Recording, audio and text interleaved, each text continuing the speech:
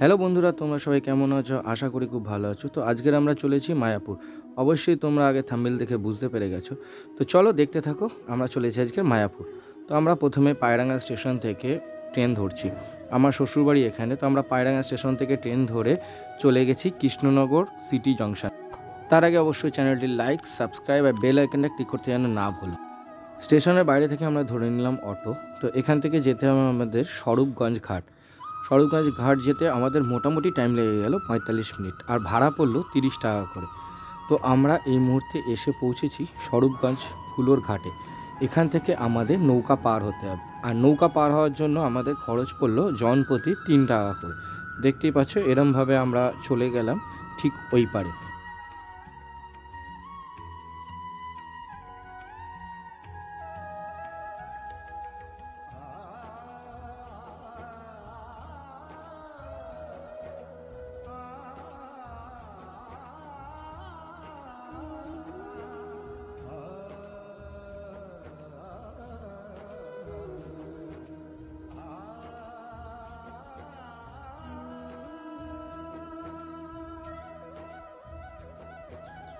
ওইদিকে যে নৌকাটা দাঁড়িয়ে আছে, আমরা নামবো ঠিক ওইখানে।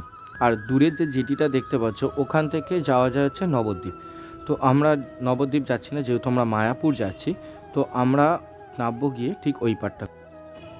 স্বরূপগঞ্জ ঘাট থেকে মায়াপুর আসতে লাগে সময় পায়ে হেঁটে 10 থেকে 15 মিনিট, আর যদি টোটোতে আসেন সেই ক্ষেত্রে লাগে 5 থেকে 7 মিনিট, আর তার জন্য খরচা পড়ে টোটোতে পার হেড 10 টাকা করে। তো আমরা ঢোকার আগে তিলক কেটে নিলাম। এখানে অনেকেই তিলক কাটছে, তো আমরাও সুন্দর করে তিলক কেটে নিলাম।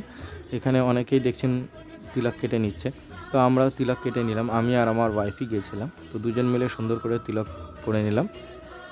তো তিলক পরে নেওয়ার পর চলো এবার ভেতরের দিকে যাওয়া যাক।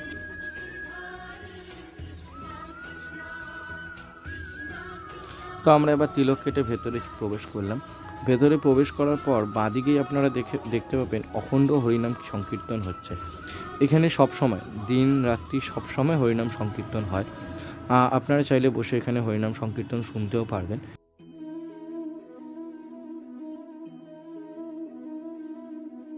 আর এখন যে মেন মন্দিরটা তৈরি হচ্ছে, সেটা হলো একদম ঢুকেই আপনারা দেখতে পাবেন, এটা হচ্ছে এখনকার মেন মন্দির। তো এখানে আপনারা দেখতে পাচ্ছেন মন্দিরের ডেসক্রিপশন, কোথায় কি হয়, টাইমিং কি আছে। আর এগুলো হচ্ছে প্রসাদ নেওয়ার জন্য জায়গা। তো আপনারা টোকেন কেটে নিতে পারেন, যে যেরমভাবে টোকেন নেবেন সেই অনুযায়ী আপনারা প্রসাদ পাবেন। এখানে অনেক রকম প্রসাদ নেওয়ার সিস্টেম রয়েছে। 40 টাকা থেকে শুরু করে 60 টাকা, 100 টাকা অবধি টোকেন রয়েছে।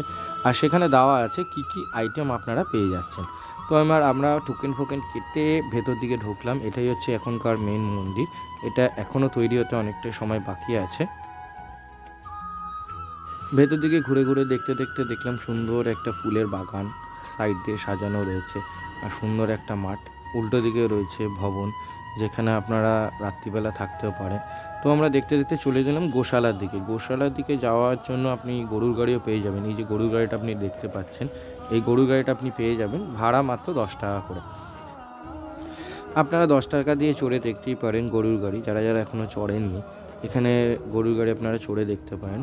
ওই গোশালা থেকে মায়াপুর মন্দির, আর মায়াপুর মন্দির থেকে গোশালা অবধি আপনি এই গরুর গাড়িটি পেয়ে যাবেন, যার ভাড়া মাত্র 10 টাকা করে।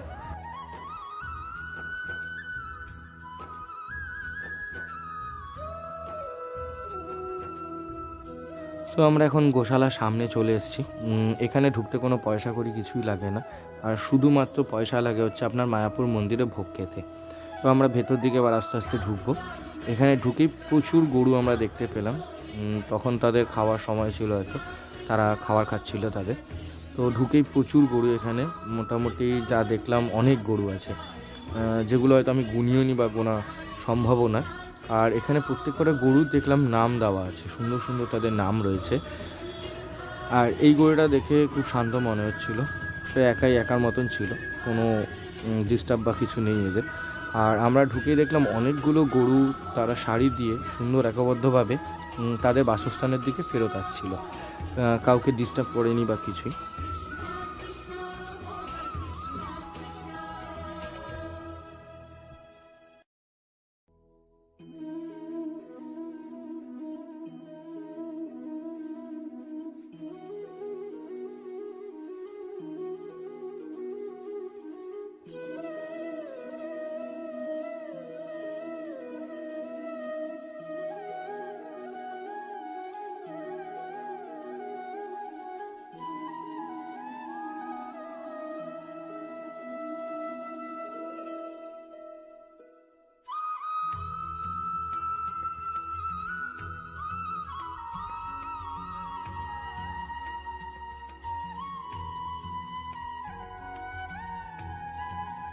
এখানে চাইলে আপনি গরুকে খাওয়াতে পারেন, সেগুলো দাম বিশেষ রয়েছে।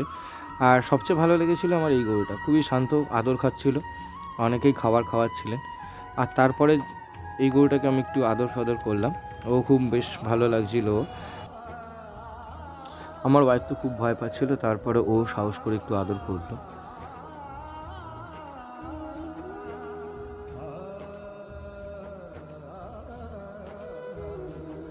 তবে এই গরুটাকে দেখে সবাই ভয় পাচ্ছিল, আর দেখতেও কিরকম একটু রাগীর মতন, বড় বড় শিং, আর মুখটাও কিরকম দেখতে রাগীর মতন। এর গায়ে কেউ হাতও দিচ্ছিল না, নাইবা কারোর গায়ের কাছে আসছিল। তো আমারও দেখে ভয় লেগেছে, তো আমিও হাত দিইনি। এরপর আমরা বেরিয়ে দেখলাম, গোশালা থেকে বেরিয়ে দেখতে পেলাম নিত্যানন্দ কুঠির। এখানে গিয়ে দেখলাম আপনারা এখানে থাকার ব্যবস্থায় রয়েছে, 100 টাকা মতন এখানে রুম ভাড়া, ভেতরে যদি আপনি থাকতে চান। এরপর প্রসাদের জন্য যে কুপনটা আমরা কেটেছিলাম সেটা নিয়ে আমরা এরপর যাব হচ্ছে প্রসাদ খেতে। আমরা এখন চলে এসেছি প্রসাদ খেতে। এখানে প্রচুর বড় হলঘর, প্রচুর ভক্ত এখানে বসে প্রসাদ গ্রহণ করছে। তো আমরাও লাইন দিয়ে গিয়ে বসে পড়লাম প্রসাদ খেতে।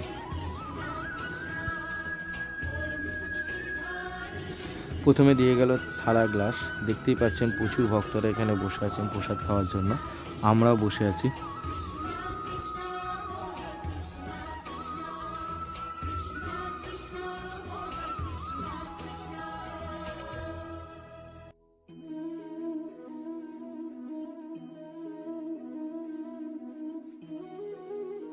আমরা যে কুপনটা কেটেছিলাম সেই কুপনের প্রথমে দিল হচ্ছে খিচুড়িটা খুবই গরম ছিল, বেশ গরম গরম খিচুড়ি। তারপর দেওয়া হলো অন্নর সাথে দেওয়া হলো এক রকমের তরকারি, সেটাও খুবই গরম, একদম গরম গরম এখানে খাবার পরিবেশন করা হচ্ছিল, প্রসাদ পরিবেশন করা হচ্ছিল।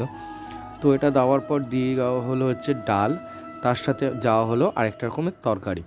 তো বেশ ভালোই লাগছিল প্রসাদ গ্রহণ করতে, আর সবাই বেশ ভালোই প্রসাদ গ্রহণ করছিল। তো আমরাও তাড়াতাড়ি প্রসাদ গ্রহণ করে নিলাম। প্রসাদ গ্রহণ করার পর আমরা আবার খেয়ে দিয়ে একটু বেরোলাম। মন্দিরের ভেতরেই অনেকগুলো দোকান দেখতে পেলাম, সেখানে দেখছিলাম ঘুরে ঘুরে যে কি পাওয়া যায় না পাওয়া যায়। এরপর খাওয়া দাওয়ার পর এক ভাই এখানে দেখলাম সুন্দর পেয়ারা মাখা করে দিচ্ছিল, তো আমরাও একটা অর্ডার দিলাম, দিয়ে পেয়ারা মাখা আমরাও খেলাম। খুব সুন্দরভাবে উনি বানালেন পেয়ারাগুলোকে, প্রথমে ধনেপাতা, লেবু, লঙ্কা, কাসুন্দি দিয়ে কেটে তারপর পেয়ারাগুলোকে টুকরো টুকরো করে কেটে দিল, তার মধ্যে বিট নুন আরও বিভিন্ন রকম মশলা দিল, দিয়ে আমরা এখানে পেয়ারা মাখা খেয়ে নিলাম। আর পেয়ারা মাখাটা ছিল এক কথায় অসাধারণ, অনেক দিন পর এত ভালো একটা পেয়ারা মাখা আমরা খেলাম।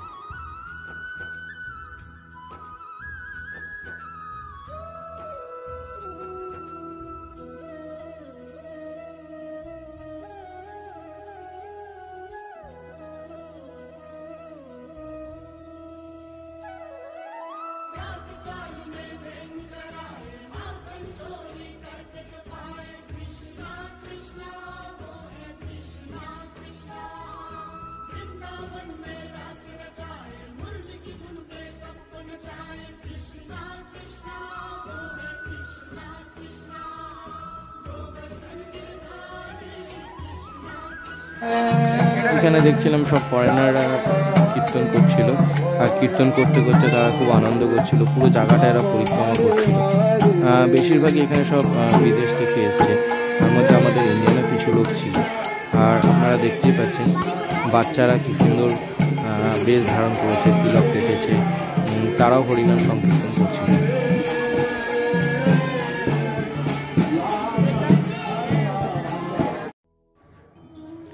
এখানে একটা ফোয়ারা ছিল, সবাই সুন্দর ছবি তুলছিল, আমরাও 2-4টে ছবি তুলেছিলাম।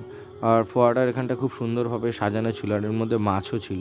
তাছাড়া রয়েছে এখানে প্রচুর ফুলের গাছ, খুব সুন্দর সুন্দর ফুলের গাছ এখানে লাগানো রয়েছিল, তাতে প্রচুর পরিমাণে ফুলও ফুটেছিল।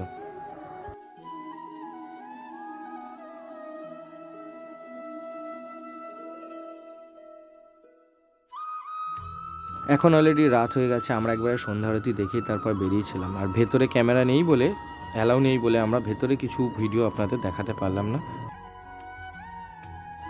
ভিডিওটি ভালো লেগে থাকলে like, share, subscribe and comment করতে অবশ্যই যেন না ভুলো। Thank you so much.